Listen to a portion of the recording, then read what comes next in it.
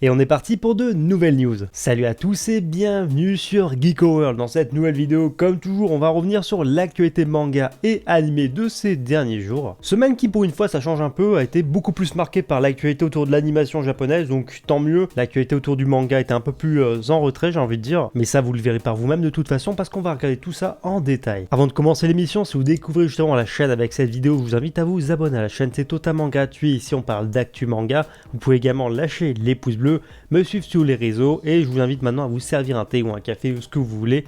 Et on est parti pour cette nouvelle vidéo actu. Et dans un tout premier temps concernant l'actualité manga, il faut savoir que le manga Fire Force de Asushi Okubo, qui va très prochainement se terminer au Japon, a eu le droit de nouvelles précisions concernant son dernier chapitre, son ultime chapitre. Alors il faut savoir que c'est un chapitre assez conséquent pour un manga publié dans le Shonen Magazine, parce que le chapitre fera un total de 33 pages, c'est assez conséquent, dont 13 pages qui seront en couleur, rien que ça. De quoi laisser le temps à Asushi Okubo de finir son manga en beauté. Cette semaine, on a eu le droit à de nouveaux chiffres concernant l'excellent, le sublime manga de Yasuhisa Hara, Kingdom, et on a appris que le manga cumule désormais 87 millions de copies en circulation pour l'ensemble des tomes de la série, donc à savoir pour les 64 premiers tomes du manga. Il y a une news un peu surprenante et un peu particulière cette semaine concernant un manga particulier du Jump, ou plutôt un auteur du Jump. Il s'agit de Haruichi Furadate. Si vous connaissez pas Haruichi Furadate, il faut savoir que c'est l'auteur notamment de Haikyuu, les As du volet. Et bah bonne nouvelle, il faut savoir que le mangaka va faire son grand retour dans les pages du célèbre magazine de prépublication japonais, mais dans un contexte un peu particulier parce qu'en fait il va revenir dans le Jump numéro 12 de 2022, mais l'histoire d'un manga en un seul chapitre. Donc il s'agit d'un manga en une seule planche. Non, vous avez bien entendu, on parle pas d'un one shot, mais bien d'un manga en une page. C'est un peu surprenant au premier abord parce qu'on pourrait croire que c'est une erreur, mais non, pas du tout.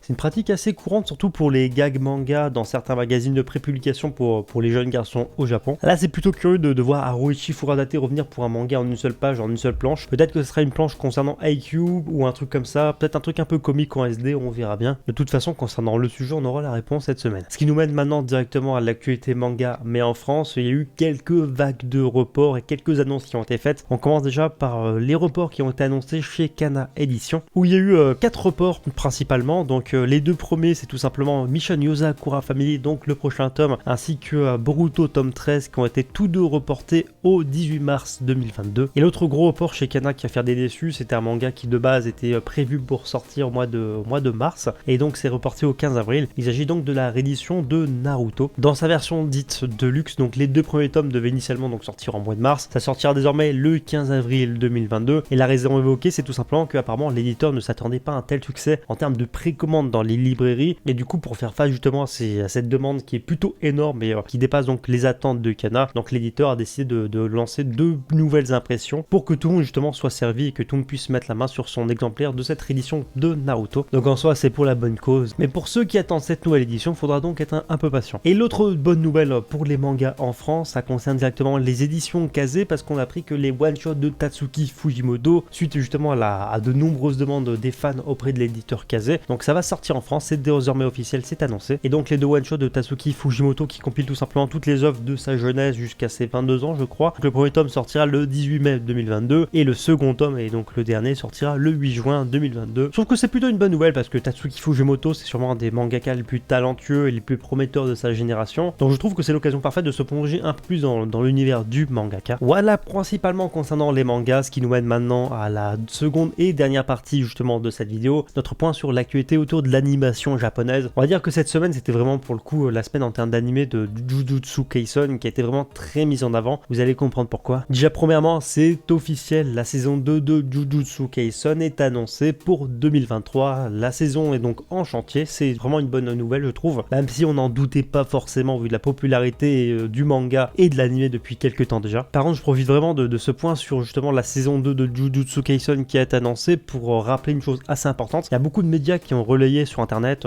pourtant il y a des gros médias genre GAK ou d'autres trucs comme ça qui ont relayé en fait que la saison, donc la saison 2 de l'animé sortirait pour l'hiver 2023. Mais je tiens vraiment à démentir tout ça. Pour l'instant tout ce qu'on sait c'est que c'est officiel, ça va arriver en 2023 pour la diffusion. On sait pas quand, ça peut être très bien en hiver comme en fin d'année 2023. Donc voilà, soyez patients. Je vais vraiment le préciser parce que je sais que sinon dans les commentaires il y en a qui me feront la remarque. D'ailleurs transition parfaite parce qu'en parlant de l'animé Jujutsu Kaisen, il faut savoir que l'animé a été récompensé cette semaine, donc il a eu la récompense de l'animé de l'année lors du festival Tokyo Anime Award 2022. Et toujours concernant Jujutsu Kaisen, à mon avis vous avez déjà vu passer la nouvelle, mais il faut savoir que ça y est, le film d'animation Jujutsu Kaisen 0 va débarquer en France, donc l'annonce a été faite en début de semaine. L'animé sera disponible en VF et VOSTFR et ça sera disponible un peu partout en France grâce au cinéma CGR Event à partir du 16 mars 2022. Dans le reste de l'actualité, l'animé The Rising of the Shield Hero a eu justement le droit à un nouveau visual art pour son animé, tout comme l'animé de football Aoashi qui sortira au mois d'avril, qui a eu donc le droit à un nouveau visuel. Enchaînons maintenant avec une des grosses licences phares du moment, Demon Slayer Kimetsu no Yaiba, parce qu'il est possible qu'on ait des informations concernant la saison 3